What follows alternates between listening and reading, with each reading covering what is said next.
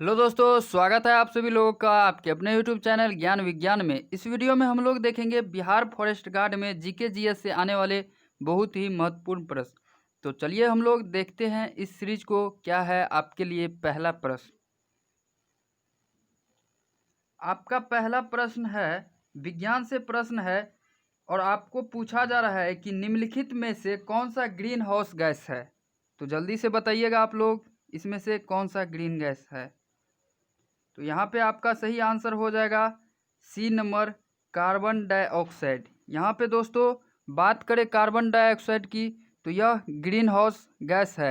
अब carbon dioxide ठोस अवस्था में भी रहते हैं और उनको हम लोग क्या कहते हैं, शुष्क बर्फ। ठीक है दोस्तों, तो यहाँ से ये हो गया आपका। फिर यहाँ पे ओजोन, ओजोन क्या होता है दोस्तों, O3 को हम लोग क्या कहते हैं, ओजोन कहते हैं।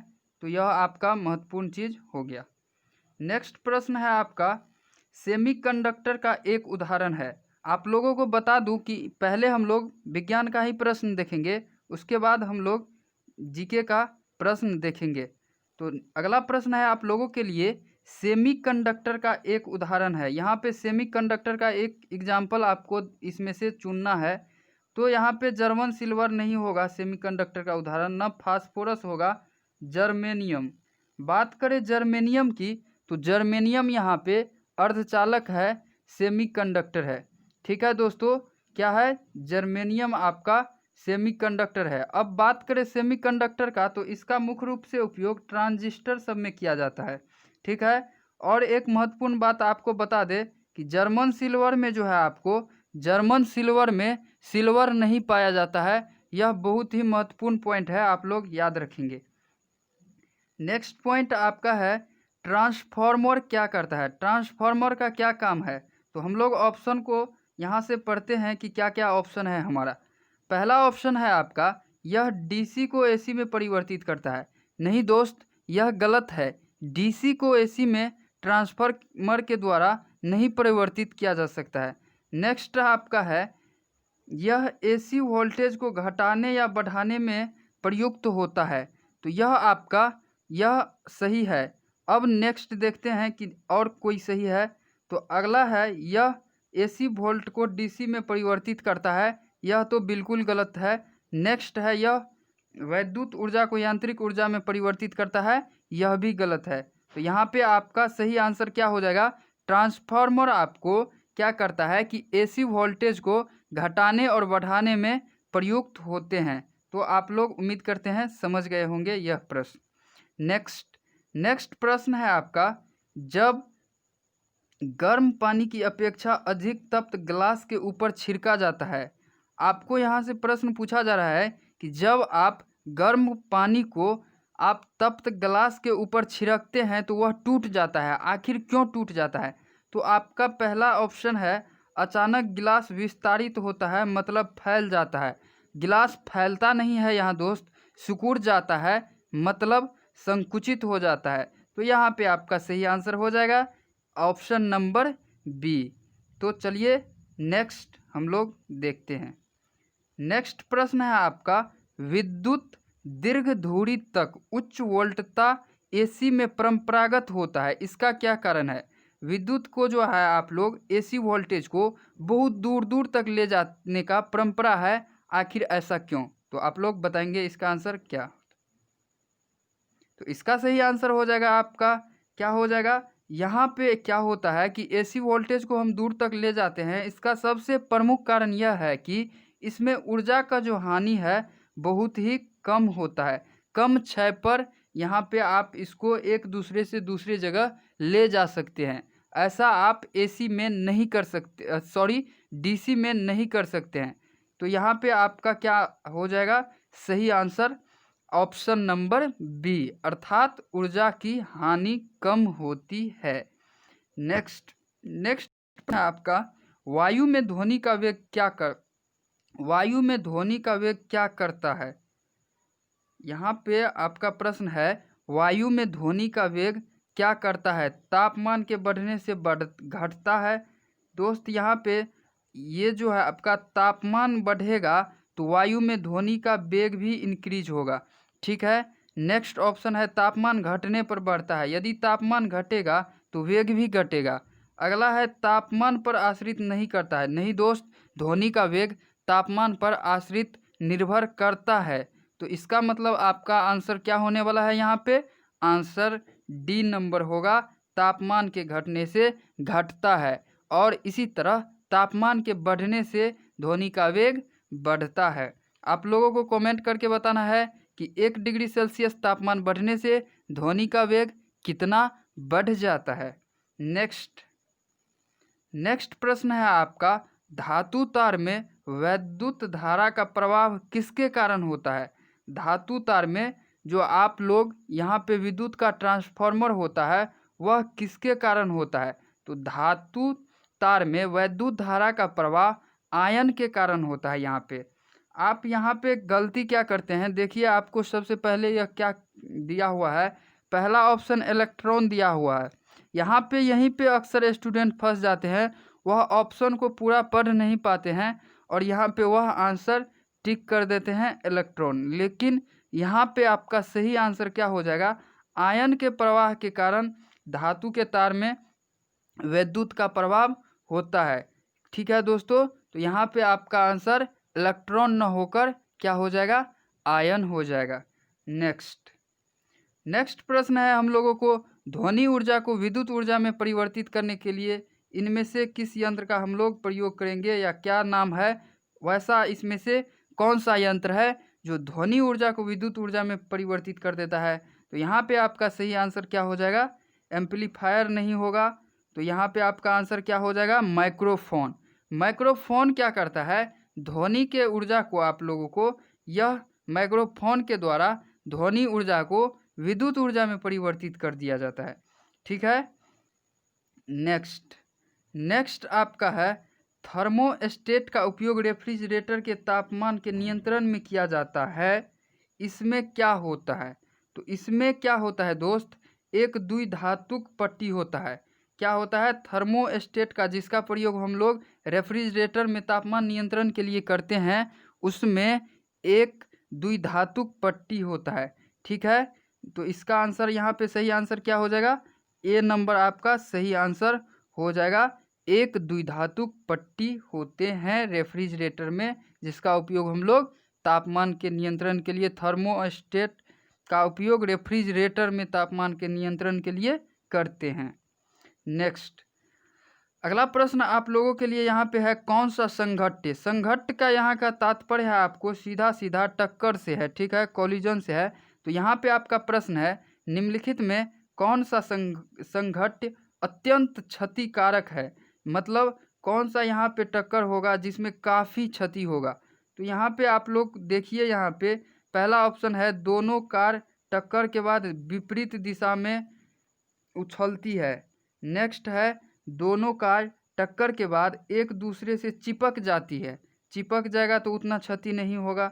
इसी तरह अगला आप लोगों का है, दोनों कार टक्कर के बाद एक ही दिशा में अलग अलग चलती है। और डी नंबर है, टक्कर के बाद दोनों कार का गति शून्य हो जाता है। तो यहाँ पे सबसे ज़्यादा क्षति का बात कर रहा है। तो सबसे ज़्यादा क्षति कब होगा, जब दोनों कार में टक्कर होंगे और दोनों कार एक ही दिशा में चलने लगेगी, तो वहाँ पे सबसे ज़्यादा क्षति होगा। और इस तरह आपका आंसर क्या हो जाएगा, सी नंबर आपका सही आंसर यहाँ पे हो जाएगा।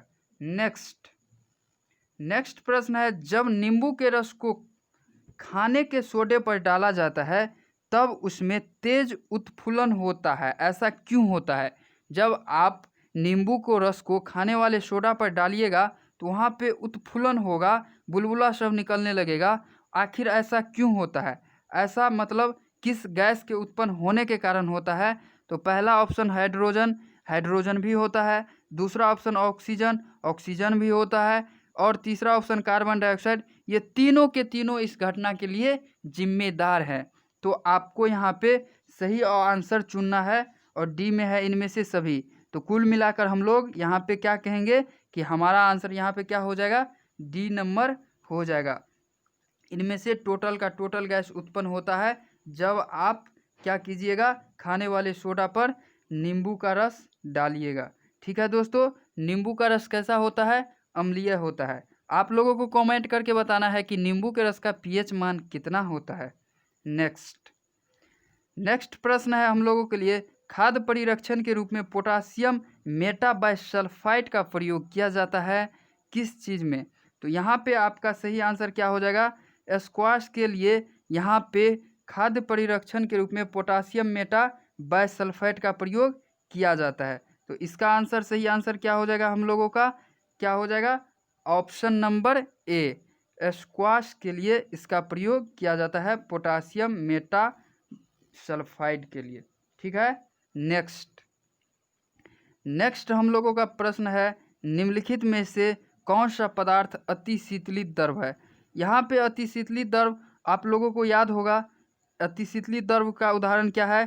कांच। जब आप कांच के किसी प्लेट को यहाँ पे खड़ा करके रख दीजिएगा तो इसका नीचे का भाग धीरे धीरे मोटा होते जाता है और ये भाग, ऊपर वाला भाग पतला होते जाता है, यहाँ से गल कर ये इधर आने लगता है। ऐसा क्यों होता है? क्योंकि कांच अति शीतलित द्रव का एग्जाम्पल है। ठीक है दोस्तों, इसी कांच के अति शीतलन के गुण के कारण ही ऐसा होता है। तो यहाँ पे आप लोगों को पूछा जा रहा है कि निम्नलिखित में से कौन सा पदार्थ अति शीतलित द्रव है? तो आपका सही आंसर यहाँ पे क्या हो जाएगा? कांच।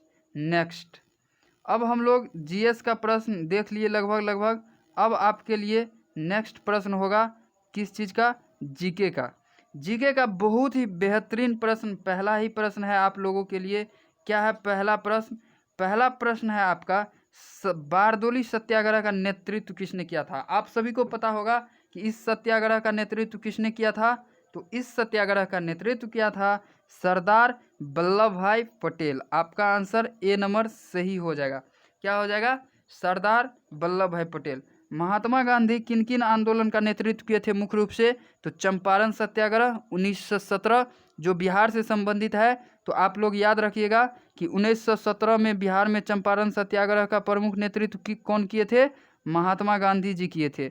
ठीक है। इसी तरह महात्मा गांधी 1920 ईस्वी में असहयोग आंदोलन और 1920 में असहयोग और 1930 में क्या, 1930 में आपका क्या किए थे उन्होंने? तो सभी ने अवज्ञा आंदोलन का नेतृत्व किए थे।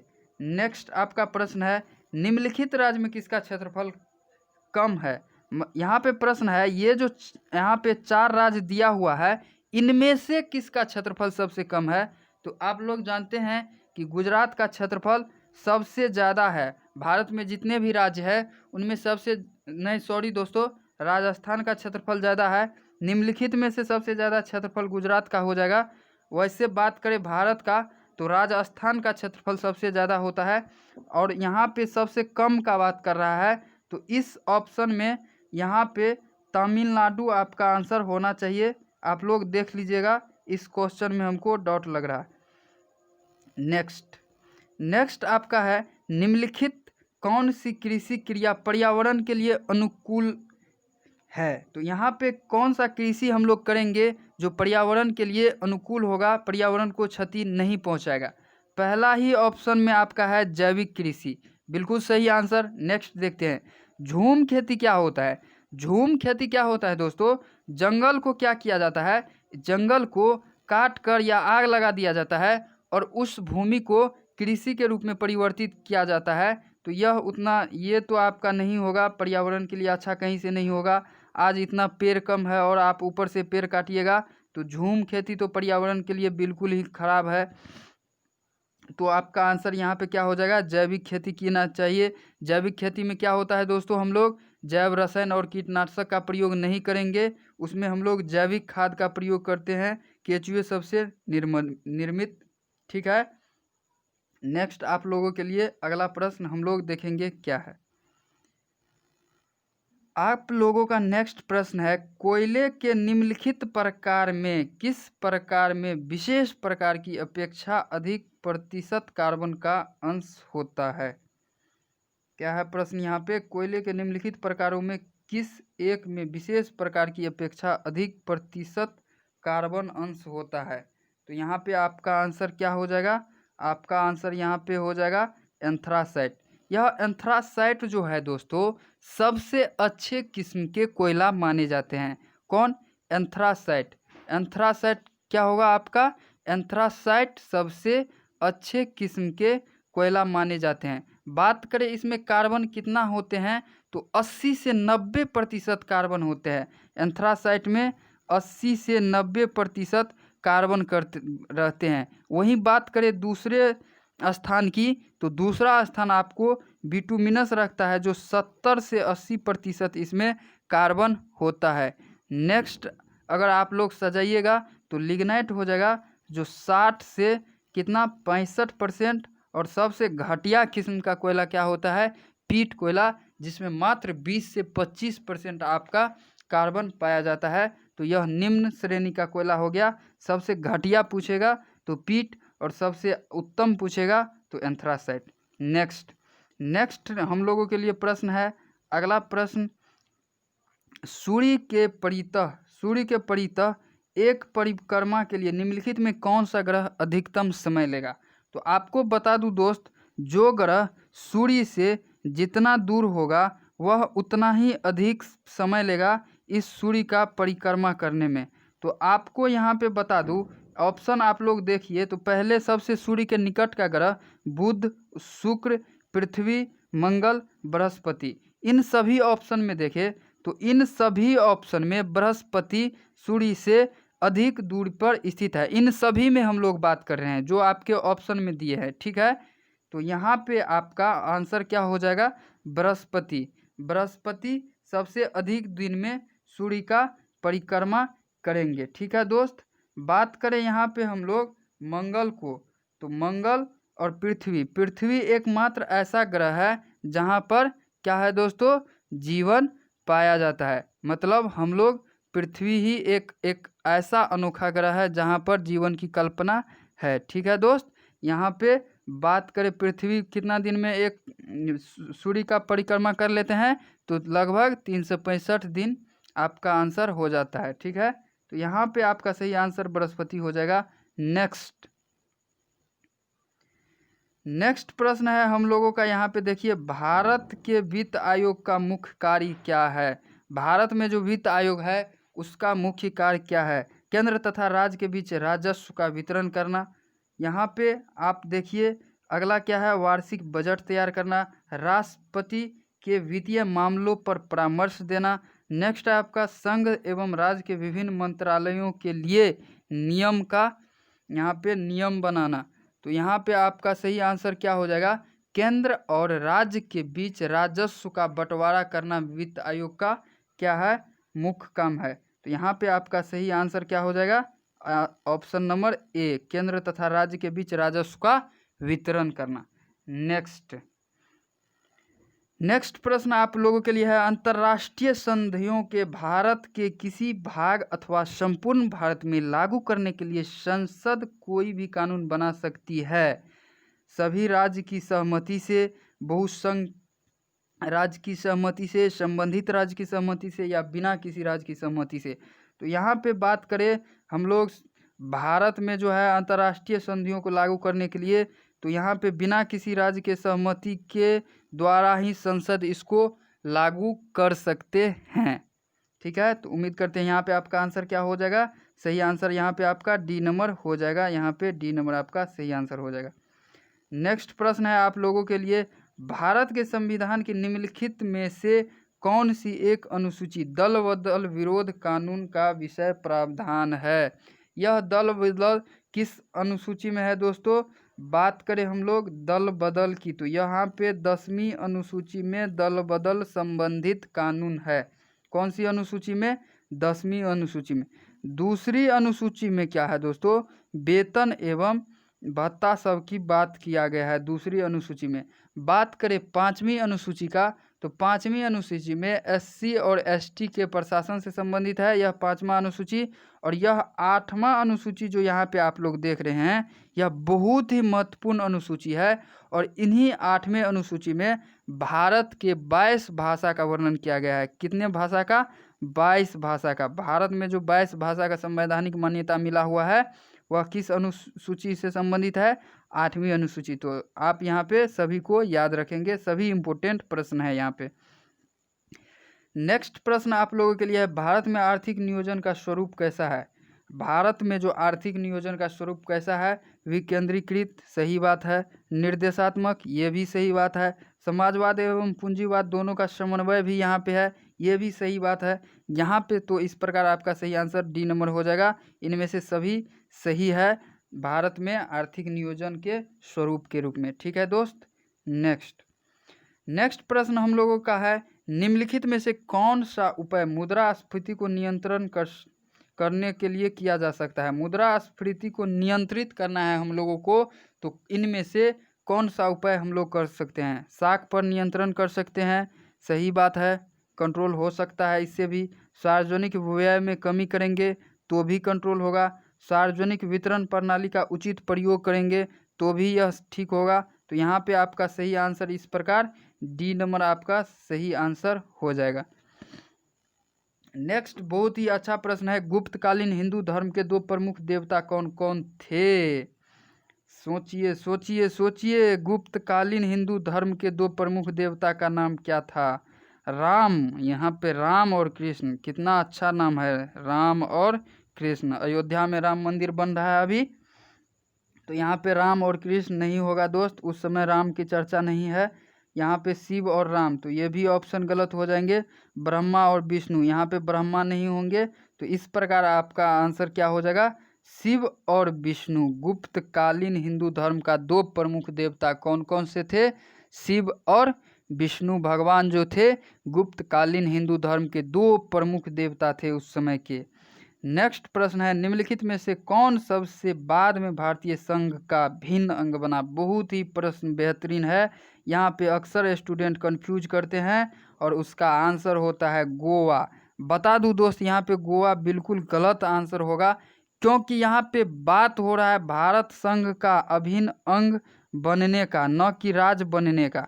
अगर यहाँ पे पूछता कि इनमें से सबसे बाद में कौन राज्य बना, तब गोवा आंसर होता, लेकिन यहाँ पे पूछ रहा है कि भारत के संघ में अभिन्न अंग बना सबसे लास्ट में कौन, तो गोवा तो बना ठीक है दोस्त, लेकिन गोवा 1987 में राज बना, लेकिन सिक्किम 1975 में राज बना है, ठीक है। लेकिन सिक्किम, गोवा राज न बना 1987 में, उससे पहले ही गोवा को शामिल किया गया था ना भारत में। तो यहाँ पे सबसे बाद में देखे तो सिक्किम को भारत में शामिल किया गया है, तो यहाँ पे सही आंसर सिक्किम होगा।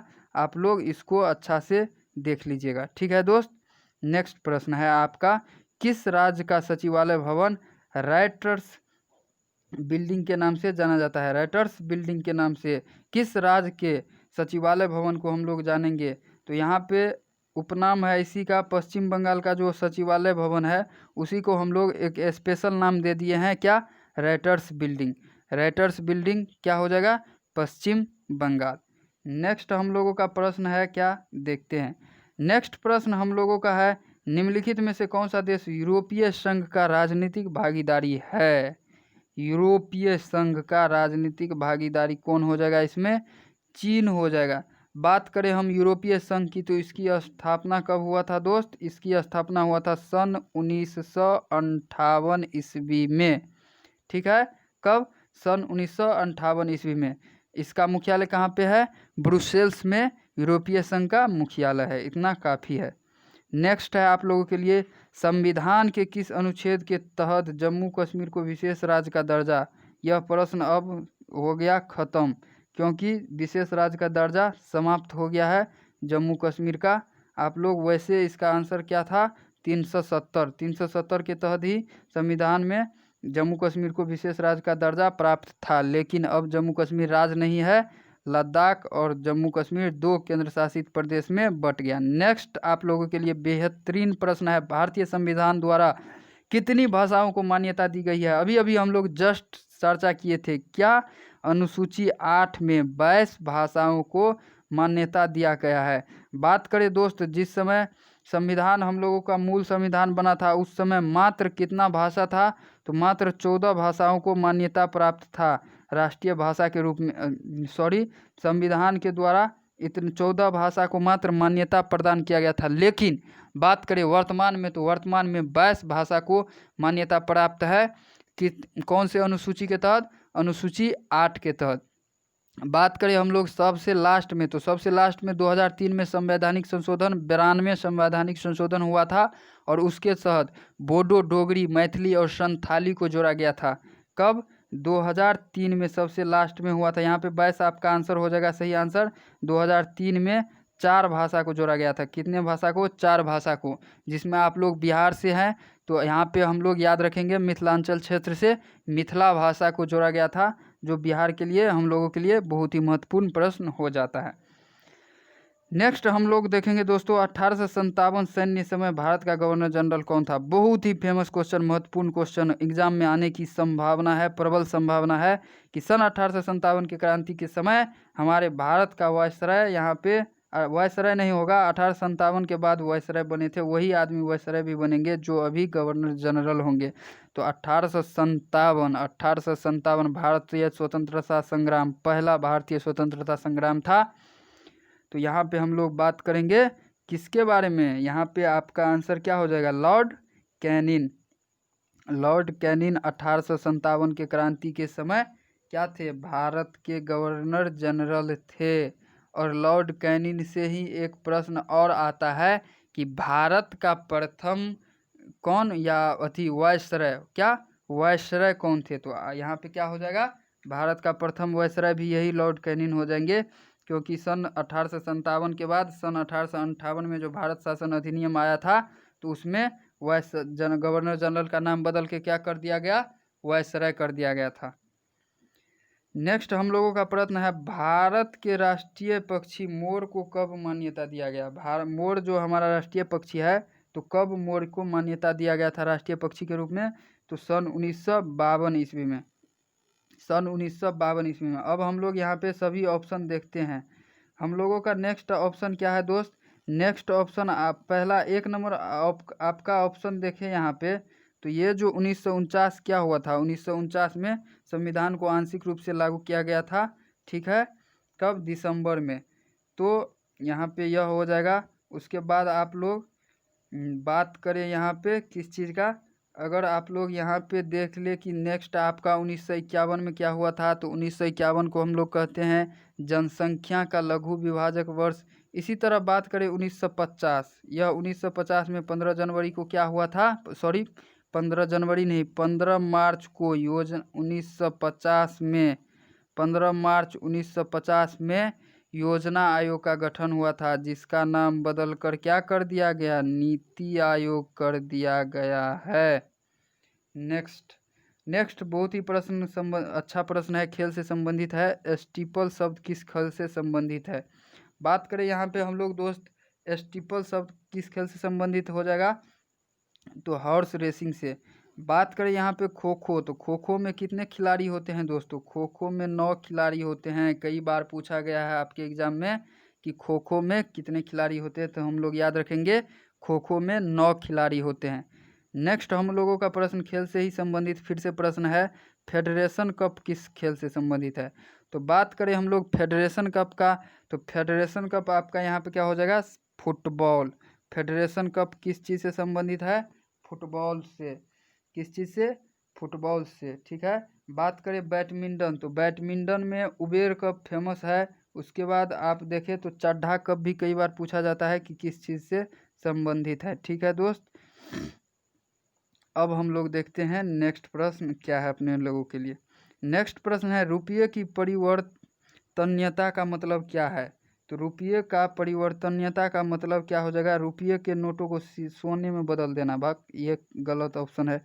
उसके बाद है विपणन बलों द्वारा रुपये के मूल्य में निश्चित करना, ये भी नहीं होगा, मार्केट फोर्स के द्वारा।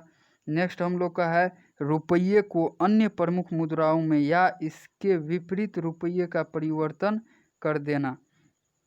तो यहाँ पे और आगे क्या है? यहाँ पे डी नंबर में क्या है देख लेते हैं। डी नंबर में है इनमें से कोई नहीं। तो यहाँ पे आपका आंसर क्या हो जाएगा? सी नंबर हो जाएगा। रुपये को प्रमुख मुद्राओं या इसके विपरीत रुपया का परिवर्तन कर देना, यहाँ पे आपका सही आंसर हो जाएगा सी नंबर।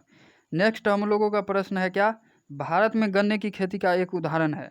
भारत में जो गन्ने का खेती किया जाता है वह किस चीज़ का उदाहरण है, कैसा कृषि का उदाहरण है? तो यहाँ पे हम लोग कहेंगे गन्ने की जो खेती होता है वह रोपण कृषि का उदाहरण है। किस चीज़ का? रोपण कृषि का उदाहरण है। क्या? गन्ने का जो खेती होता है वह। नेक्स्ट प्रश्न क्या है देखते हैं हम लोग। नेक्स्ट प्रश्न है 1940 में विनोबा भावे ने व्यक्तिगत सत्याग्रह कहाँ से प्रारंभ किए थे? विनोबा भावे जी के द्वारा 1940 ईस्वी में व्यक्तिगत सत्याग्रह प्रारंभ किया गया था। किस स्थान से? तो यहाँ पे आपका आंसर क्या हो जाएगा? महाराष्ट्र के पवनार से। क्या? महाराष्ट्र के पवनार से 1940 में विनोबा भावे ने क्या किए थे? व्यक्तिगत सत्याग्रह प्रारंभ किए थे। कब? 1940 ईस्वी में। इसी सत्याग्रह का प्रमुख सत्याग्रही कौन थे? जवाहरलाल नेहरू थे। ठीक है दोस्त, तो उम्मीद करते हैं समझ गए होंगे। नेक्स्ट हम लोग का प्रश्न है अजंता गुफा का निर्माण किया गया था किस काल में? तो अजंता का गुफा का निर्माण कब किया गया था? किस काल में? गुप्त काल में ही किया गया था। यह कब कहाँ पे अवस्थित है? यह महाराष्ट्र में। कहाँ पे? महाराष्ट्र में स्थित है यह अजंता का गुफा। ठीक है, यहाँ पे एक प्रश्न इससे बार बार पूछा जाता है कि यह तो गुप्त काल में बना ही था, लेकिन उसमें जो है कौन सी संख्या गुप्त काल से प्रमुख रूप से संबंधित थे? तो 16 और 17। 16 और 17। ठीक है, संख्या 16 और 17, गुफा संख्या 16 और 17 गुप्त काल से संबंधित थे। सविनय अवज्ञा आंदोलन किया गया। नेक्स्ट प्रश्न है सविनय अवज्ञा आंदोलन किया गया एनी बेसेंट द्वारा होम रूल की घोषणा के बाद। देखिए उसके बाद पूछ रहा है यहाँ पे प्रश्न, मतलब आपके पूछा जा रहा है कि किसके जस्ट बाद सविनय अवज्ञा आंदोलन शुरू किया गया था। बंगाल विभाजन तो 1905 ईस्वी में हुआ था, ये नहीं होगा। दांडी मार्च के बाद जस्ट बाद ही नमक कानून को भंग करके गांधी जी सविनय अवज्ञा आंदोलन को प्रारंभ किए थे। तो यहाँ पे आपका आंसर क्या हो जाएगा? दांडी मार्च आपका सही आंसर हो जाएगा, सविनय अवज्ञा आंदोलन। नेक्स्ट हम लोगों का प्रश्न क्या है देखते हैं। नेक्स्ट हम लोग का प्रश्न है निम्नलिखित में से कौन सा भारत में समस्त ब्रिटिश संवैधानिक प्रयोग में से समकालिक सिद्ध हुआ? इसमें से जो निम्न में से जो एक्ट दिया हुआ है यह सबसे कम समय के लिए कौन सा एक्ट था? तो सन 1919 का जो एक्ट था, पहला ही ऑप्शन आपका आंसर होगा। इस एक्ट को हम लोग और किस नाम से जानते हैं? मॉन्टेग्यू चेम्सफोर्ड अधिनियम, इसी को हम लोग कहते हैं। तो यहाँ पे सबसे अल्पकालिक सिद्ध हुआ था यही 1919 का गवर्नमेंट ऑफ इंडिया एक्ट। बात करें 1909 के गवर्नमेंट ऑफ इंडिया एक्ट या द इंडियन काउंसिल एक्ट का, 1909 में जो आया था उसी को हम लोग जानते थे मार्ले मिंटो सुधार नाम दिए थे, मार्ले मिंटो सुधार। और इसी 1909 में मुस्लिम के लिए पृथक क्या किया गया था? निर्वाचन क्षेत्र की घोषणा कर दिया गया था, पृथक निर्वाचन क्षेत्र का घोषणा कर दिया गया था। पिट्स इंडिया एक्ट आया था सन 1784 ईस्वी में। सन 1784 ईस्वी में पिट्स इंडिया एक्ट आया था। किधर चला गया प्रश्न आपका? हाँ, यहाँ पे पिट्स इंडिया एक्ट कब आया था आपका यहाँ पे? तो क्या हो जाएगा? ये क्या हो गया भाई, रुक जाइए। चलिए, तो यहाँ पे तो आपका आंसर बता ही दिए कि यहाँ पे आपका आंसर क्या हो जाएगा? गवर्नमेंट ऑफ इंडिया एक्ट जो है सबसे अल्पकालिक सिद्ध हुआ था। नेक्स्ट हम लोग देखते हैं। नेक्स्ट आपका प्रश्न है यहाँ पे 20 सितंबर 1932 20 सितंबर 1932 को महात्मा गांधी ने यरवदा जेल में आमरण अनशन प्रारंभ किए थे। कब? 20 सितंबर 1932 को महात्मा गांधी जी यरवदा जेल में क्या किए थे? आमरण अनशन शुरू कर दिए गए थे। क्यों किए थे ऐसा? क्योंकि ये आपका जो है ये डॉक्टर भीमराव अंबेडकर अंग्रेज को मनाकर इसके लिए, किसके लिए? दलित वर्ग के लिए पृथक निर्वाचन उसको भी पृथक कर दिए गए थे। जिस तरह आपको अभी देखे मुसलमान के लिए, फिर सिख ईसाई के लिए भी था, और फिर से क्या हुआ कि 1932 ईस्वी में आपको भीमराव अंबेडकर अंग्रेज को मनाकर दलित वर्ग के लिए अलग निर्वाचन क्षेत्र बना लिए। उसी के लिए महात्मा गांधी ने आमरण अनशन शुरू कर दिया। तो यहाँ पे आपका आंसर क्या हो जाएगा, रैमजे मैकडोनाल्ड का सांप्रदायिक अवार्ड, सांप्रदायिक पंचावाट जो था, सांप्रदायिक पंचावाट रैमजे मैकडोनाल्ड का, उसी के विरुद्ध में गांधी जी कब 20 सितंबर 1932 को यरबदा जेल में आमरण अनशन करने शुरू कर दिए। ठीक है, तो यहाँ पे आपका आंसर ये हो जाएगा। तो इतना था हम लोगों का प्रश्न। उम्मीद करते हैं आपको अच्छा लगा होगा। यह बहुत ही इम्पोर्टेंट प्रश्न सभी था बिहार फॉरेस्ट गार्ड के लिए, और ऐसा ही प्रश्न नॉर्मल प्रश्न रहता है, न बहुत हार्ड रहता है, न आपका बहुत सामान्य रहता है। सामान्य स्तर का प्रश्न पूछा जाता है बिहार फॉरेस्ट गार्ड में। तो हम लोग अभी सिर्फ प्रश्न देखे जीके और जीएस का। तो उम्मीद करते हैं आप लोगों को अच्छा लगा होगा। यदि वीडियो अच्छा लगता है, कंटेंट अच्छा लगता है, तो वीडियो को लाइक कीजिए, शेयर कीजिए। जय हिंद, जय भारत।